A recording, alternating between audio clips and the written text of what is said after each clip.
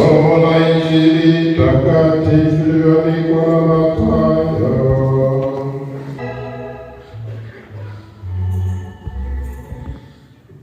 Injili ya Mathayo sura ya 10 aya ya 26 mpaka ya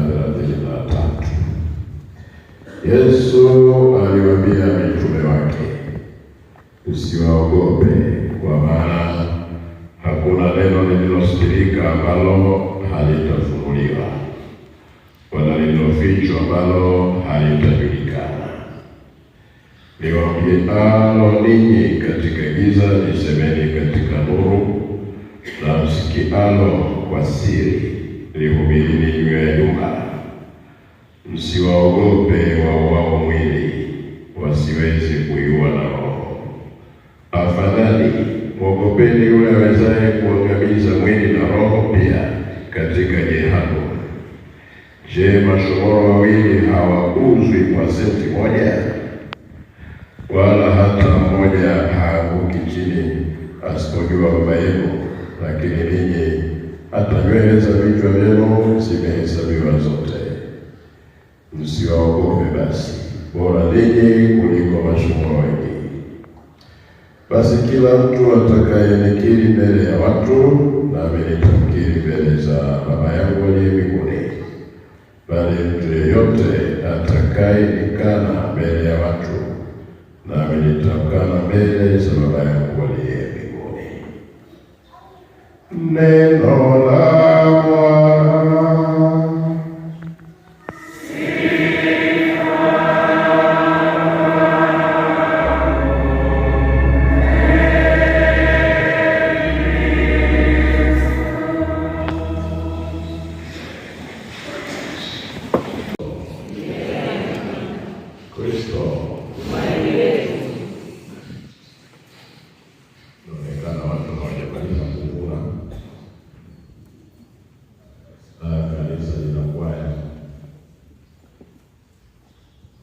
Yesu alisema usiogope, waambieni wasiogope kuja kanisani kwa sababu ya mavuno.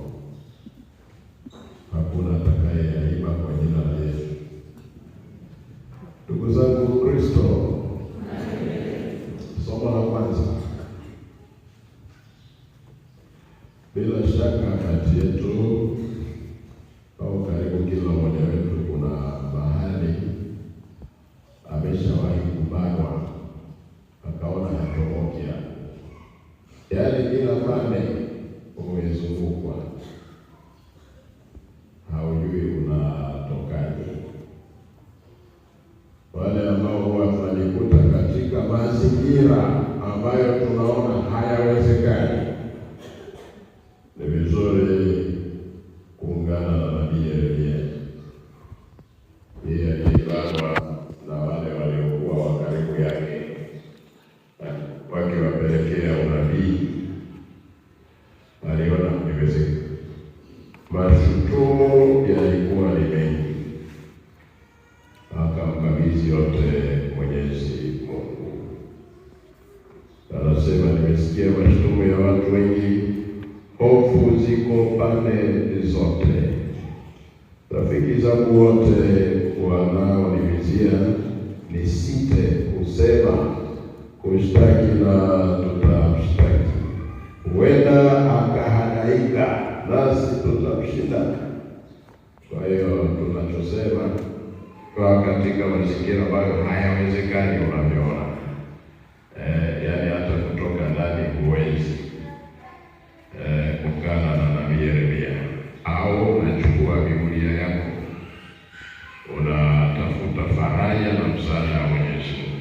Kitabu cha nabii Yeremia sura ya 10 aya ya ngapi? Au sura ya 20 aya ya 10 mpaka ya 13. Pale kuna msaada uliokuwa mkubwa, ambaye ni Baba kwa wote. Alafu basi tushuke na kwenda kwa kina baba wengine. Sisi watoto tusibaki bila kufanya chochote kwa ajili ya baba zetu siku ya leo, wawe hai na wamekufa. Waliofariki tufanye sana kwa ajili ya kuwaombea. Tunashukuru wazazi hao akina dada. Ndio nikaona kumbe kuna tofauti kati ya baba na mume na mwanaume. Baba lazima awe mwanaume, lakini sio kila mwanaume ni baba. Kidogo tu tupite, tutarudi kwenye masomo yetu. Hata kama akina baba tunasherehekea siku ya wakina baba duniani, jueni kwamba kuna tofauti kubwa sana kati ya maneno haya mawili, mwanamume na baba. Mwanamume mmoja, ndugu zangu, tumsifu Yesu Kristo. Mwanamume mmoja ni mtu yeyote wa jinsia ya kiume. Ziwe zinamtosha au hazimtoshi, huyo ni mwanamume. Mwanamume ni yupi? Ni yule anayesemekana kuwa ana nguvu nyingi katika mwili wake au kwa mwili wake. Wanaume kwa kawaida huvaa suruali kati, wanaume kwa kawaida na wengine. Lakini baba ni yupi? Baba ni yupi? Ni kama wewe. Baba ni kama wewe, ni mtu anayeamka kila siku asubuhi na mapema kwenda kokote ili kufanya shughuli yoyote kwa ajili ya mke na watoto wake. Tumsifu Yesu Kristo. Kama mwanamume unaamka asubuhi na mapema unaenda kufanya shughuli, si kwa ajili ya mke wako na watoto wako, wewe sio baba, wewe ni mwanamume. Kristo. Kwa hiyo ni yule anayeamka kila siku asubuhi na mapema. Weka mstari hapo, asubuhi na mapema. Asubuhi na mapema. Asubuhi na mapema unakwenda kokote ili kufanya shughuli halali kwa ajili ya mke wako na watoto wako. Huyo ni baba, na ndiye sherehe ya leo inahusu. Baba ni yupi tena? Ni yule kwamba ana mke na ana watoto wanaomtegemea kwa kila hali, na anajua kwamba yeye ndiye kiongozi wa jahazi hilo la familia. Anajua kwamba yeye ndiye kiongozi, na anajua mke wake wanamtegemea. Kama unategemea mke wako na watoto wako wanategemea, na pengine unalalamika kwamba hawakusaidii, wewe sio baba, wewe ni mwanamume. Tumsifu Yesu Kristo. Baba ni yule mwenye sherehe ya leo anajua kwamba kula kwa watoto, kula kwa mke wake, kuvaa kwao, matibabu yao, elimu zao, kulala kwao, kwamba kunamtegemea yeye.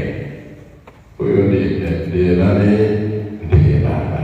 Ndugu zangu, tumsifu Yesu Kristo. Baba ni yule ambaye anajua kwamba atatembea kwa mguu, lakini familia yake anaitunza.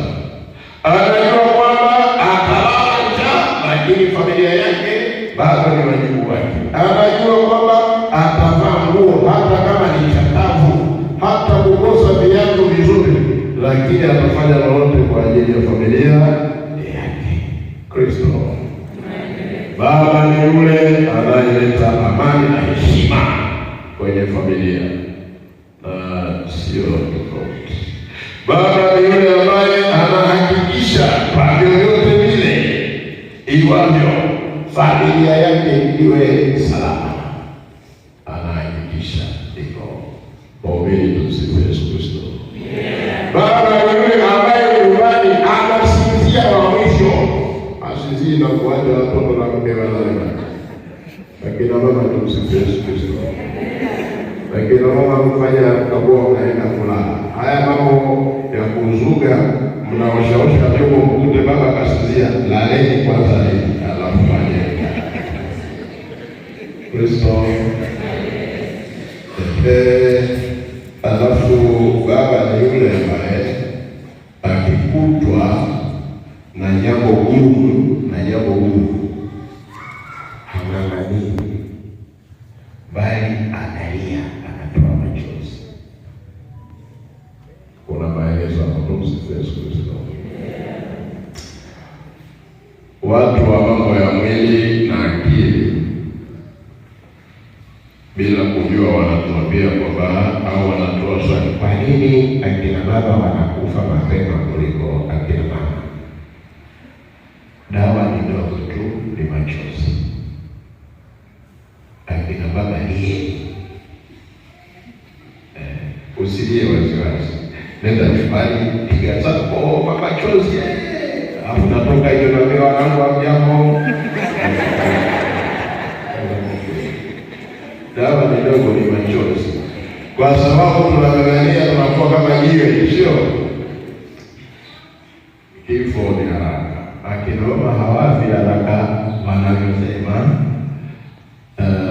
kama ni nadharia au vinginevyo, kwa sababu ile kulia na kuonesha masikitiko waziwazi, wanaelewa na wengi, kuwashauri na kuwabembeleza, kuwatia faraja na nini. Mwanamume unang'ang'ana, hauna naye mume wako kutia faraja, unadeni mapema. Ndio. Kwa hiyo elieni, hata hiyo kujitolea na machozi fresh tu imeandika. Kuna watu tunagiaga bila kusema. Mnaonana tu kwenye chakula na bado hivyo. Umetoka zako kulia, unaoga fresh. Kuna kulia zako. Naendelea kurudia. Tumsifu Yesu Kristo. Baba ni yule anayelia, vinginevyo ni mwanamume anang'ang'ania. Tumsifu Yesu Kristo. Kwa hiyo hivyo, kama kuna mgumu hapo fulani, mwambie mbona sisi tunalia leo hii basi. Hivyo ili alie kuondoa baadhi ya sumu huko ndani. Tumsifu Yesu Kristo. Ni yule anayefundisha watoto na jamii inakumbuka thamani ya kufanya kazi na kutunza familia yake, kuwafundisha moja kwa moja au kwa mfano. Baba ni yule anayejua kwamba uvivu na uzembe hauwezi kujenga familia bora. Kwa hiyo kwenye sherehe ya kila baba siku ya leo duniani, tunaomba kama hamzingatii hayo, basi walau muyasikilize. Kristo zaidi sana ninyi akina baba ni yule anayekopesheka. Baba ni yule anayekopesheka. Ukiona unazunguka huko kopa kopo, watu wanakupiga macheka, wewe ni mwanaume. Tumsifu Yesu Kristo. Basi baada ya sherehe ya kina baba tunaendelea. Akina baba pamoja na akina mama, kwa kuwa tumesikiliza neno la Kristo, amezungumza neno lile mara tatu. Kristo anasema hivi, msiwaogope hao, msiwaogope basi. Kisoma kwenye nchi amerudia kutuogopa mara ngapi? Mara tatu. Msiwaogope basi. Ndiyo kusemaje? Akina baba, acheni woga. Baba ni yule ambaye haogopi. Na kama hapo nyumbani ukisikia kuna kitu kinafanya fujo kwenye bati usiku, wala hata usimamishe usiku wala watoto, usiogope. Au basi kulisajili baba, usiogope baba. Akina mama, acheni woga. Watoto wasiogope. Mnaweza kufikiri kitakacho tukosesha mbingu ni kutenda dhambi tu. Hapana, hata uoga. Waoga wote mbinguni hawaendi. Waoga wote mbinguni hawaendi. Ndio neno la Yesu Kristo. Yaani waoga wamelinganishwa na wazinifu, wamelinganishwa wamelinganisha na sanamu, wamelinganisha na kila chochote kinachomnyima mtu kwenda wapi? Kwenda mbinguni. Leo tunaelekezwa kutoogopa. Mtu anaogopa hata vitu vya kawaida. Mtu anaogopa kuchukia, anaogopa kuchukia. Mtu yuko na mume na mke, anaogopa kufunga ndoa. Ukimuuliza unaogopa nini? Kitu kidogo sana. Anasema tunajua michango, ndio unaogopa. Yeyote mwoga mbinguni haji. Ndio kutaka nini Mwenyezi Yesu anataka kwa Mwenyezi waoga wote hawaendi mbinguni.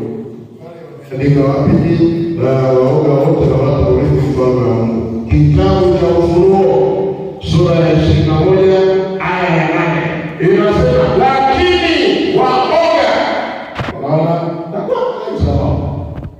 lakini waoga wanaokataa kuamini, wafanyao mambo ya kuchukiza, wauaji, wazinzi, wachawi, waabudu sanamu na waongo, nitawatupa katika ziwa linalowaka moto. Hii ndiyo mauti ya pili. Kwa hiyo usiogope. Ukiona unazidiwa, kama nikisema somo la kwanza, unganisha hali yako na Mungu. Unganisha hali yako na Yesu. Jamani, tumsifu Yesu Kristo. Kwa hiyo ndipo Yesu anazidi kusema msiogope, msiogope, msiogope basi. Hivyo msiogope wanaowatisha, msiogope wanaofanya nini? Wanaoua mwili halafu hawana uwezo wa kuiondoa na kuitupa katika jehanamu. Ndiyo kusemaje? Anayepaswa kuogopa sio wanadamu, sio kitu, anapaswa kuogopa Mwenyezi Mungu, Baba wa mbinguni. Hivyo ndiyo maana hata kuja kwetu kanisani, kukaa kwetu, kutembea kwetu, lazima tutembee tukiogopa, kuzungumza kwetu tukiogopa kwamba ni nyumbani kwa Mwenyezi Mungu, ni kwa Yesu. Huyo ndiye mponyaji, ndiye wa kuogopa. Kuogopa hayo mambo kisiishia. Sisi wanadamu. Hivyo ndugu zangu, tumsifu Yesu Kristo. Kuna mambo machache ya msingi kuhusu maana ya neno hili usiogope au kuogopa. Maana ya kwanza, kukosa imani. Katika muktadha huu, woga unamaanisha kukosa ujasiri wa kusimama na Mungu au kuacha kumwamini wakati wa majaribu. Kuna watu wakijaribiwa kidogo, jumuiya humoni, kwenye makundi ya kijamii humoni, kanisani haumoni, haumoni, kujaribiwa kidogo. Halafu mara moja au mara mbili bado unaishi kwenye unaogopa. Waoga wote mbinguni hatutoruhusu. Ndio hivyo. Tumsifu Yesu Kristo. Simutie hivyo. Maana nyingine, kutochukua hatua. Yaani kuna jambo linatokea, ngoja tuache. Uoga. Yaani tunaona kabisa anayechukua hapo kwa yuta kuvuruga. Na sio ukimwambia hiyo ataacha kwa anakuja kufundisha. Mbinguni hamwepo. Msifu Yesu Kristo. Uweza kuzuia watu kutimiza kusudi au maono waliopewa na Mungu kwa kuhofia kusifa au kuhofia watu. Ukishafika kwa nini? Ujue unatoka kwenye mstari wa utaratibu wa Mwenyezi Mungu. Hivyo Kumbukumbu la Torati linasema iweni hodari na moyo wa ushujaa.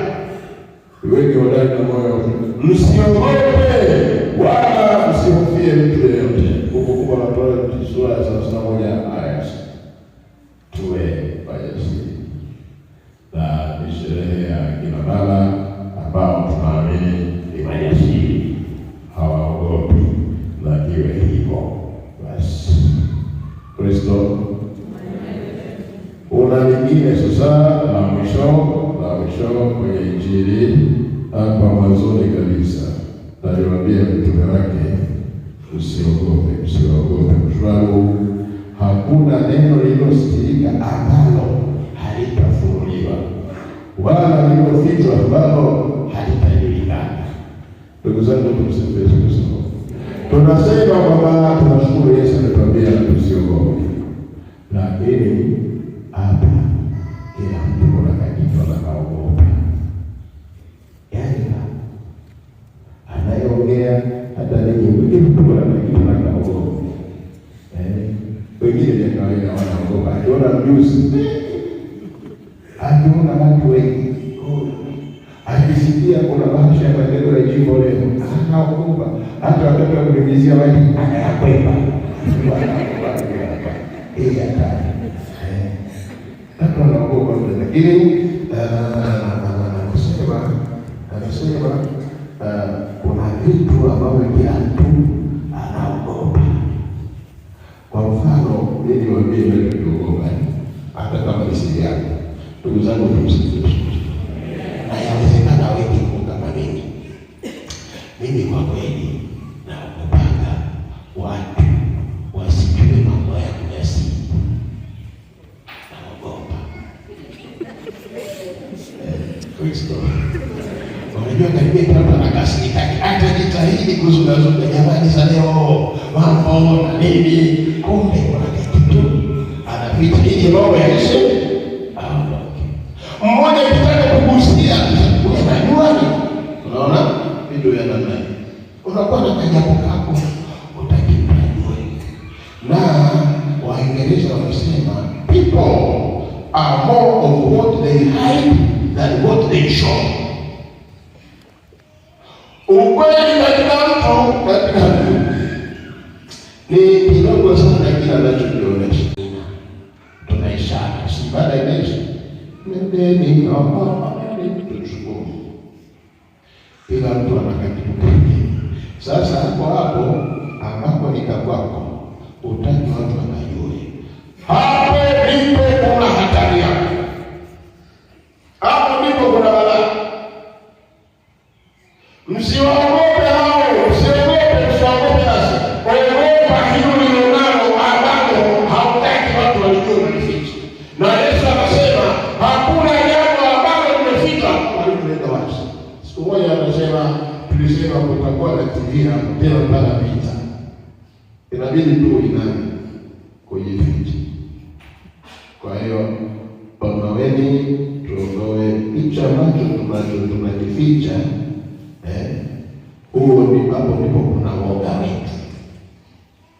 Na hilo ndilo litakaokuwa angamizo letu.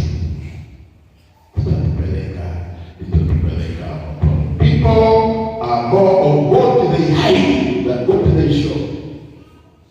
Mimi kila ambacho naficha, ndio mimi. Kwa hiyo kile ninachokionyesha.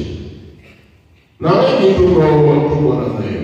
Mwenyezi Mungu atupe huruma na aendelee kutuelekeza kwa neno lake.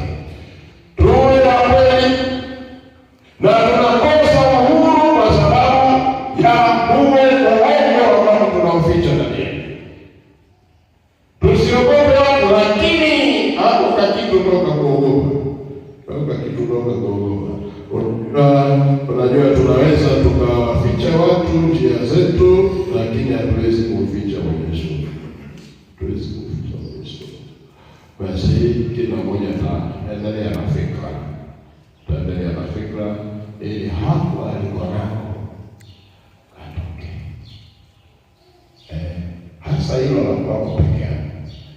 Hilo la kwako peke yako. Haya ni mlangula ambayo tukiwa tunaongea tunayozungumza kipita tunakaa kimya.